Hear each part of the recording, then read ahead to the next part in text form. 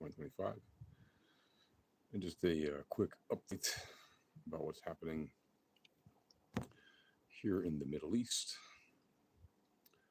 as we wait on tenterhooks still for the reply from Hamas officially to accept the deal that's on the table. The latest news about that is that the Hamas has presented Israel with a list of prisoners in Israel that it wants to exchange for the remaining hostages still in Gaza.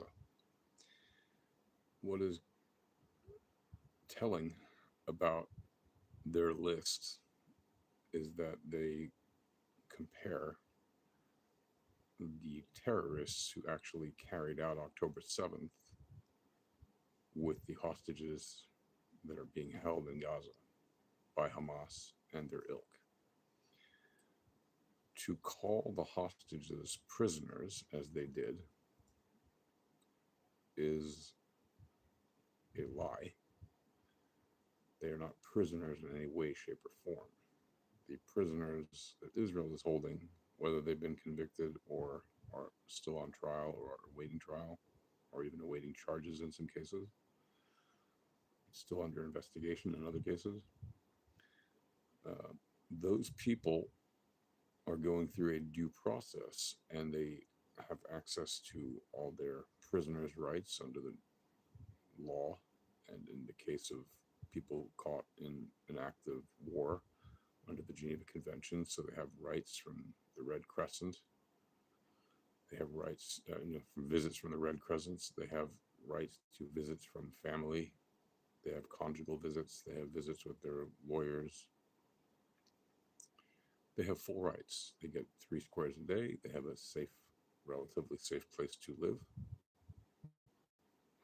A roof over their head. Yes, they have bars on their doors, so they can't just walk out because they are prisoners, but they're not, at least as far as we know, for the vast overwhelming majority of people, they're not being abused by Israel in prison. And you can tell me that Israel uses extra pressure on certain people during certain times if they're in hot pursuit or trying to prevent an attack from happening. That may very well be true. That Israel applies additional pressure, which you may not think is ethical or should not be lawful. Hello there, I see you. But Israel only applies that pressure in cases where it has a need to do so for immediate security and safety reasons. And in cases where I'm from Israel, I'm in Israel anyway, and the cases where Israel has been accused of having some people do terrible things to prisoners, those cases have been investigated, and where there is wrongdoing, those cases usually go forward with a trial.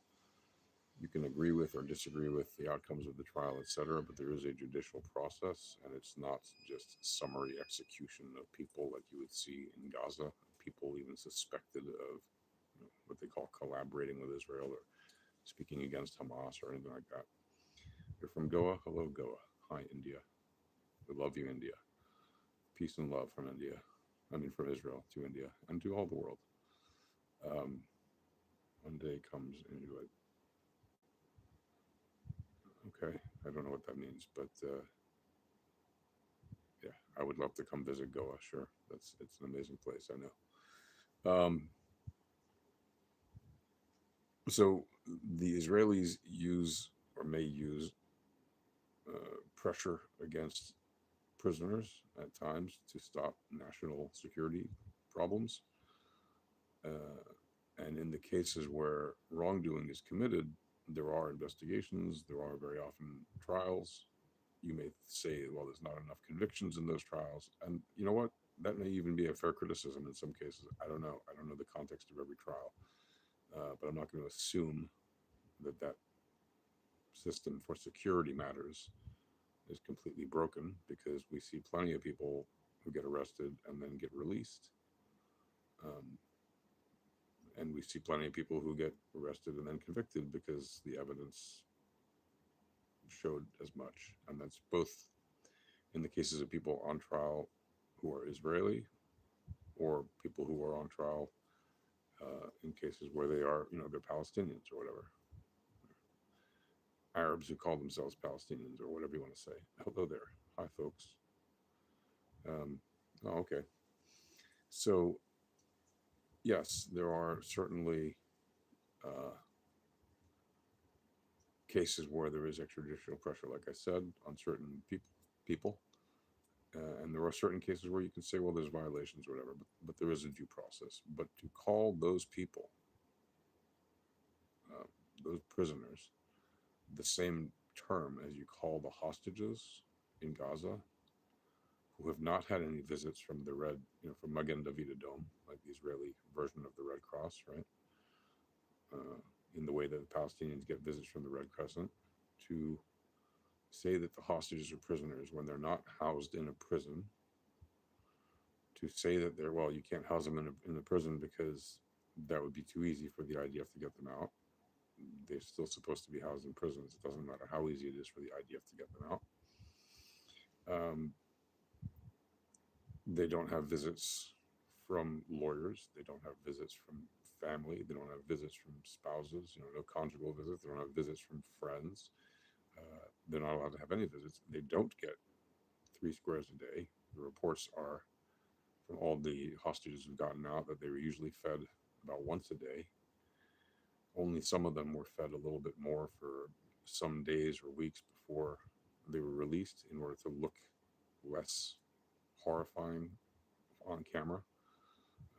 So they were fed additional food for the last few days or weeks that they were in captivity, just in order to make them get back to a more normal looking state, although they still looked incredibly emaciated, even in those cases. Like Eli Sharabi, right?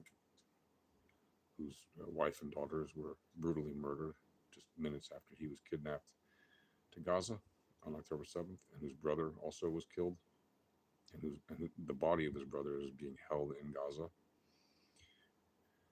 And apparently, he said that they started feeding him a few weeks, I think, before they released him, just so he wouldn't look horrible on camera.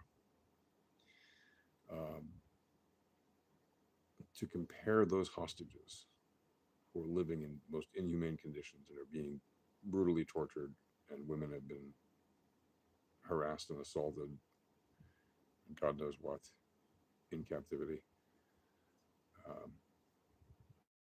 is a terrible lie.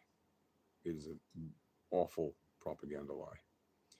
And it exposes the terrorists' lie that they have any respect for people. Right? They definitely don't respect Israelis or people that they captured, regardless of their nationality. Keep in mind how many people they have been keeping over the past 2 years that weren't even Israeli, that were just people who happened to be in Israel working or whatever, traveling. And they just captured them. Right? In many cases, they killed them. Think about all the people from Nepal that were released. And I believe there's still one Nepalese, there is, right? I believe there's still one Nepalese person being held in Gaza right now. Like, why?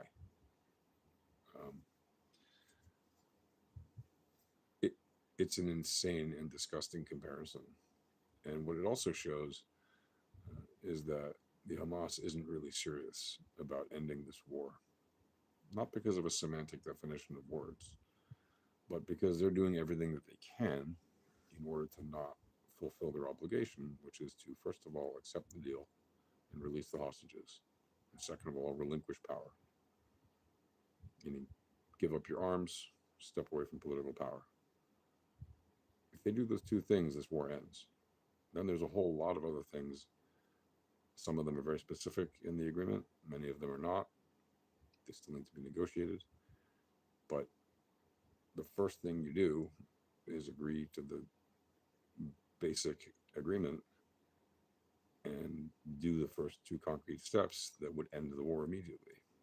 Again, if they keep crying genocide, and ceasefire now, and they refuse the offer for not just a ceasefire, but an actual end to the war, it's clearly not a genocide.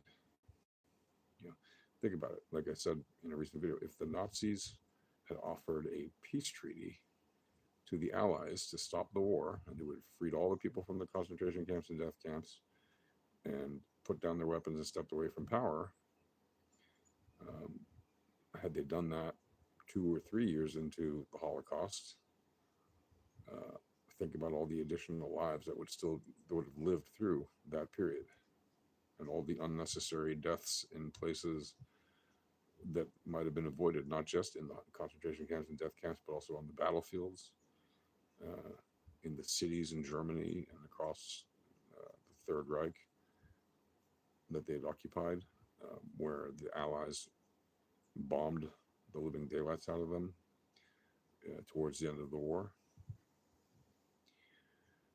Think about all of the people that would have been alive and would have seen the end of World War II in a very different way. But that's not what happened, right? And that's also not what's happening right now. The Hamas is causing unnecessary deaths to this very moment. And they will continue to cause those deaths until they actually accept the terms of the deal. We are now past the deadlines, like the three deadlines really, that have existed. So this was supposed to be over Sunday at 6 p.m. Washington time.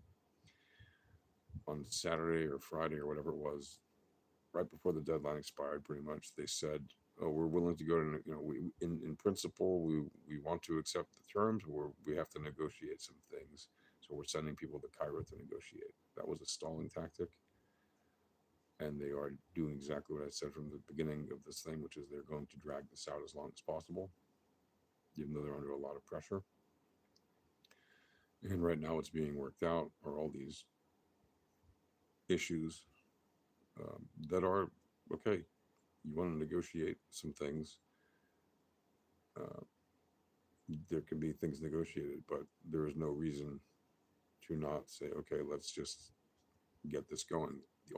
Except for the only reasons that I've outlined before, which are Hamas is still getting support financially and otherwise from Qatar and Iran to some degree. They may not be getting as much as they used to, but they're probably still getting some amount of that support from Qatar and or Iran.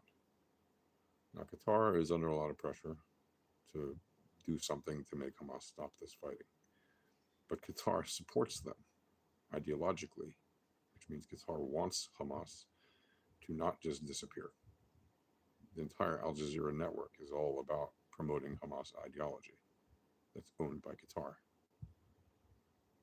Qatar is the fiscal capital, the financial capital, as well as the ideological capital of the Muslim Brotherhood, which was started in Egypt and which created various derivations, including Al Qaeda and Hamas. And so it is ludicrous to say that there is a zero probability that Hamas is still getting money from Qatar, because there's every indication that they're still getting money, even if Qatar is signed on to this agreement. Qatar does not want to just cut off the spigot to their friends in Hamas, which is why it's a very dishonest situation that Qatar is pretending to be some kind of moderate mediation force. They're not. They are Hamas. Qatar is the backer of Hamas. Without Qatar, Hamas would be extremely uh,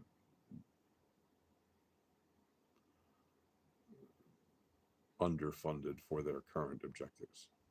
They may still get money from Iran, even if they get the same amount of money from Iran, which I doubt because of Iran's current situation with its lack of money to take care of things like electricity and water.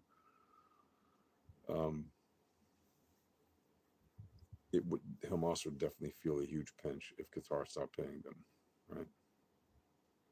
And yeah, sure, the billionaires who run Hamas at the political level, they don't really need more money, but they sure like that they keep getting it as long as they can.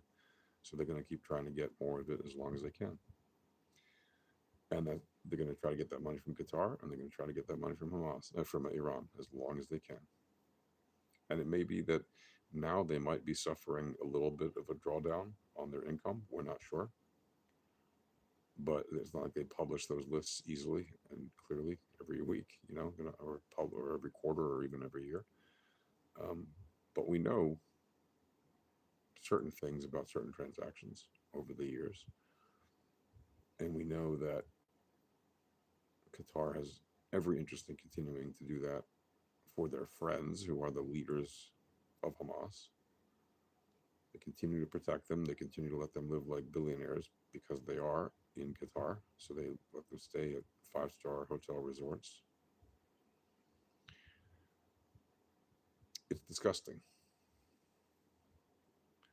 And it is a sick comparison to say that the people that Hamas wants, who include literally terrorists with blood on their hands, people who have ended the lives of so many people and done horrible things to those who survived, to compare them to Israelis who were people, Israeli or not, who were just kidnapped in Israel on October 7th, is a very telling lie about the terrorists. It fully exposes who they are as people. It discredits them completely in many ways. People come from ocean country, Goa, okay? Yes, many people come from places to Goa, I know. Here we go. Royal Kingdom says, get ready to be a part of King Richard's journey. Download, whatever. Is that like a game? Okay, well, good luck to your game. I hope it's a good game and that if you're promoting it, if it's yours, whatever. So anyway, that's what I wanted to talk about in this video. Actually, I have a lot more to say about it, but to keep your brain from thinking this is too unacceptably long, I will end it here for now. And just again, thank you for watching. Thank you for subscribing and commenting and sharing. I appreciate it. Maybe you can help my voice reach more people. That would be fantastic. Hopefully the algorithms will do what they say they supposedly do when you like the video and share and comment and subscribe and all that stuff. But until next time, I bid you all a wonderful day, and hope you're doing good and doing well wherever you are, whatever you're doing, whatever time it is. Until the next one, peace, shalom.